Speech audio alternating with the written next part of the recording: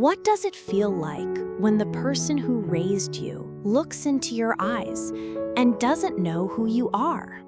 This is the story of a granddaughter who lived that heartbreak every day until she discovered a memory that Alzheimer's couldn't steal. Tonight's story begins in a small American town, in a quiet yellow house with wind chimes that sang softly at the door. Inside lived Grandma Elise, a woman once known for her sharp mind, warm laugh, and the way she could remember every birthday in the family without ever writing them down. But life changes in ways we never expect. By the time she turned 78, signs of Alzheimer's appeared, first small, then unmistakable. She misplaced keys, forgot recipes she had cooked for 40 years, repeated the same questions again and again. But the day her daughter brought home old family photos and Grandma Elise didn't recognize a single face, that was the moment everything shifted. Among the people hurt the most was Lena, her 19-year-old granddaughter. Lena had lived with her grandmother every summer growing up. She baked with her, gardened with her, listened to stories from a life lived far before her own. But now, when Lena visited, her grandmother looked at her kindly, yet emptily. "Hello, Dieter," Grandma Elise would say. "Have we met?" Every time, Lena forced a smile. Every time, her heart cracked a little. Still, she never stopped visiting. One afternoon, Lena decided to try something new. She created a memory wall in the living room. Childhood photos, vacation pictures, handwritten recipes, pressed flowers from the garden they once tended together. She guided her grandmother from image to image, each one a doorway to a moment she prayed would return. But nothing worked. No spark, no recognition, no shift in her grandmother's eyes. Until they reached one old, faded photograph. A young woman, Elise in her 20s, standing beside a tall man, smiling shyly at the camera.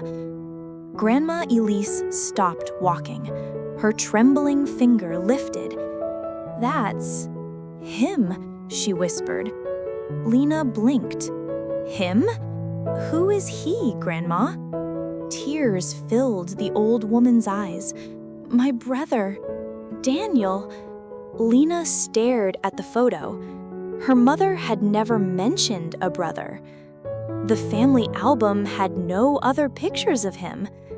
"Grandma, you never told us you had a brother." Elise sat down, breathing slowly, as if pulling something from the deepest part of her memory.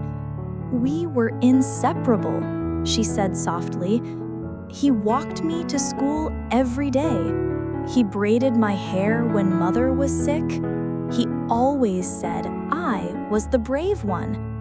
Lena listened, stunned. One memory after another poured out, clear, strong, full of feeling. Grandma Elise remembered every detail of her brother, even though she couldn't remember her own daughter's name. Finally, Lena asked, "Grandma, where is he now?" Elise lowered her eyes. "He died when I was 14. A long silence followed, and then she whispered, "I think I kept him alive here." She pressed her hand gently to her chest, "Because he kept me alive when I was little." From that day on, Lena brought stories, letters, and photos she found in old boxes about Daniel. Every time she mentioned him, her grandmother's face softened into recognition. But something else began to happen. The more Elise remembered Daniel, the more she began to remember Lena. Not every day, not fully, But sometimes, just sometimes, her eyes lit up. "Lena, my sunflower." That was the nickname she had given her as a child. And those small moments became treasures. One late autumn afternoon, leaves swirling in the wind outside, Lena sat on the bed beside her grandmother. "Grandma, do you know who I am today?" She asked it gently, expecting the usual answer. But Elise reached for her hand. "You're my granddaughter," she said confidently. "The one who never gave up on me." Lena felt her throat tighten. Her grandmother continued, "You remind me of him, of Daniel. The way you stay, the way you love." She smiled faintly. "You are the memory I never lost." It was the last fully lucid moment Elise ever had. But for Lena, it was enough. When her grandmother passed a year later, Lena kept the memory wall exactly as it was. Friends asked why. She always answered, "My grandmother forgot many things, but she remembered love. And that's the only memory worth keeping." Tonight's story reminds us, memories fade, names disappear, even faces grow distant.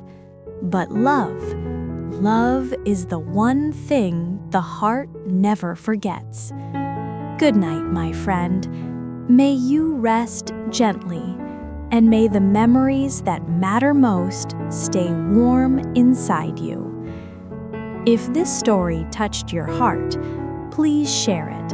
Someone you love might need this reminder tonight.